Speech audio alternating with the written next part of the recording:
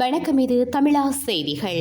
நாட்டிலுள்ள ஓடுபாதைகள் மற்றும் விமான நிலையங்களை சுற்றியுள்ள பகுதிகளில் பட்டம் விட வேண்டாம் என கோரிக்கை முன்வைக்கப்பட்டுள்ளது. இலங்கையின் கட்டுநாயக்க ரத்மலான ஹிங்குரஹொட, சீனக்குடா, அனுராதபுரம், பலாலி, கட்டுக்குருந்த, கொக்கல, வவுனியா, வீரவில, மட்டக்களப்பு மற்றும் மத்தள ஆகிய இடங்களில் உள்ள ஓடுபாதைகளை சுற்றி இத்தகைய பரவலான பட்டம் விடுதல் தற்போது அதிக அபாயகரமான சூழ்நிலையை உருவாக்கியுள்ளது. இந்த அபாயகரமான சூழ்நிலையை உறுதிப்படுத்தும் விதமாக இன்று பயிற்சிக்காக ரத்மலான விமான நிலையத்திலிருந்து புறப்பட்ட Y-12 ரக விமானம் ஒன்று காத்தாடி விடப்பட்ட நூலில் சிக்கியதில் கடுமையான ஆபத்தை எதிர்கொண்டது.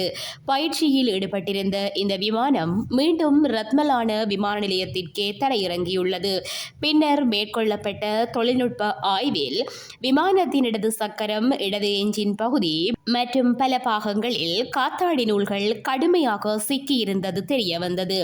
காத்தாடி நூல்களோ அல்லது அதன் பாகங்களோ எஞ்சினுக்குள் அல்லது அதன் இயக்க முறைமைக்குள் நுழைந்தால் விமானம் முழுவதற்கும் கடுமையான சேதம் ஏற்படக்கூடிய நேரடி அபாயம் உள்ளது. இதனால் பெரும் உயிர் மற்றும் உடைமை இழப்புகள் ஏற்பட அதிக வாய்ப்புள்ளது. எனவே விமான பாதுகாப்பை உறுதி செய்வதற்கும் பயணிகளின் உயிர்களை பாதுகாப்பதற்கும் ஓடுபாதைகள் மற்றும் விமான நிலையங்களுக்கு அருகில் வசிக்கும் பொதுமக்கள் அத்தகைய பகுதிகளில் காத்தாடி விடுவதை முற்றிலுமாக தவிர்க்குமாறு அறிவுறுத்தப்பட்டுள்ளது.